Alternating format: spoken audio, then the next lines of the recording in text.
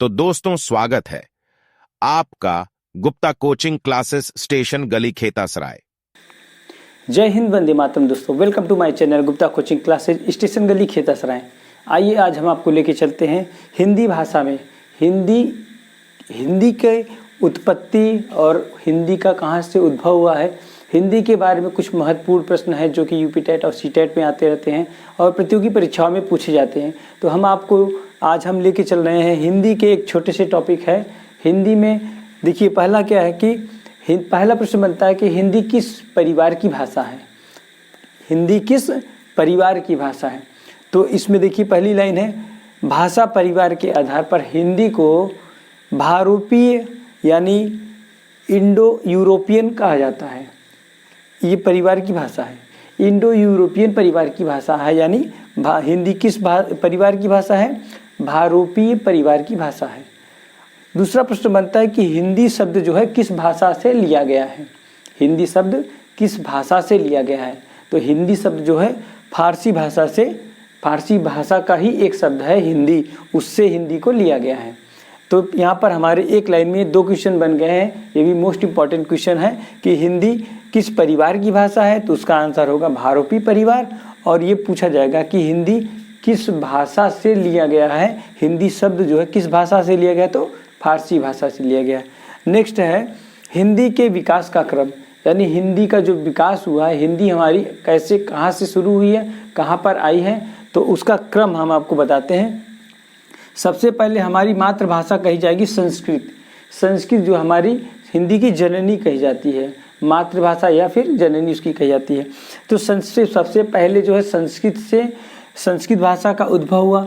उस संस्कृत भाषा से पाली भाषा का निकला, उसमें से जो सब भाषाएं बनाई गई। फिर पाली भाषा को और विकसित किया गया, तो इसमें प्राकृतिक भाषा में बदला गया। फिर प्राकृतिक भाषा को और परिवर्तित रूप दिया गया, जिसे अपभ्रंश के रूप से जाना जाता है। अपभ्रंश को भी और परिवर्तित किया गया, तो जिसे अवहट्ट के रूप में जाना जाता है। अवहट्ट को और परिवर्तित किया गया, तो हमारी भाषा प्राचीन भाषा या प्रारंभिक हिंदी के नाम से हमारी भाषा का उद्भव हुआ है। यानी अगर हम ये क्रम देखेंगे, ये एक जैसे मनुष्यों की खानदान होती है, तो वैसे ये सारे उसके खानदान हैं।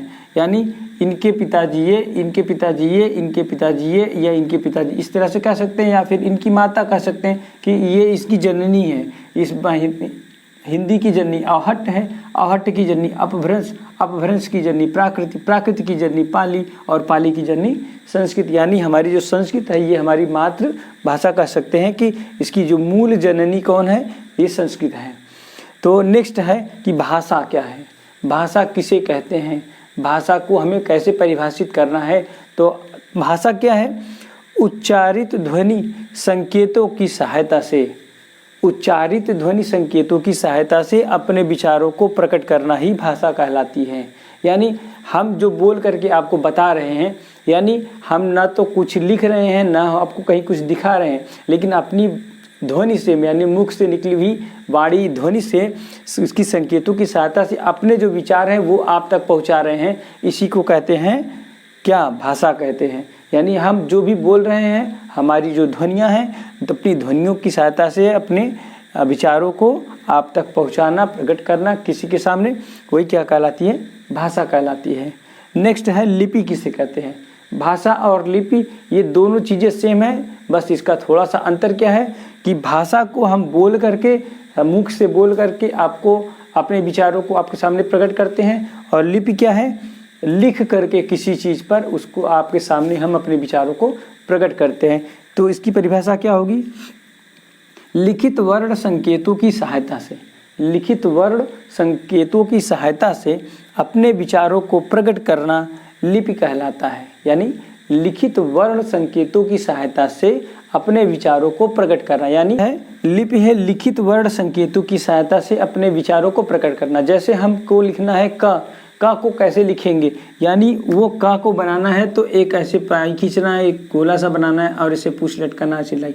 यानी ये इसको जो आकार दिया गया है, जो इसको अपने विचार को प्रकट करने के लिए कि ये क है, तो ये क्या होती है, लिपि है।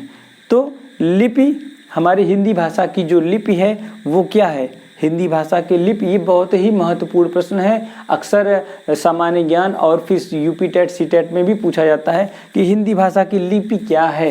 ये है हिंदी भाषा की लिपि है देवनागरी लिपि है।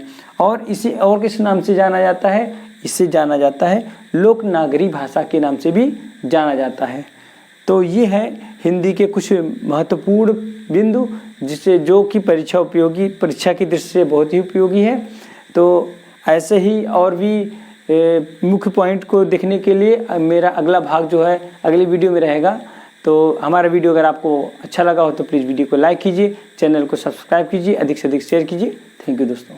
अगर हमारा वीडियो अच्छा लगा हो तो प्लीज़ वीडियो को लाइक करें, चैनल को सब्सक्राइब करें और दोस्तों को शेयर करें। हमारा वीडियो देखने के लिए आप सभी का बहुत बहुत धन्यवाद।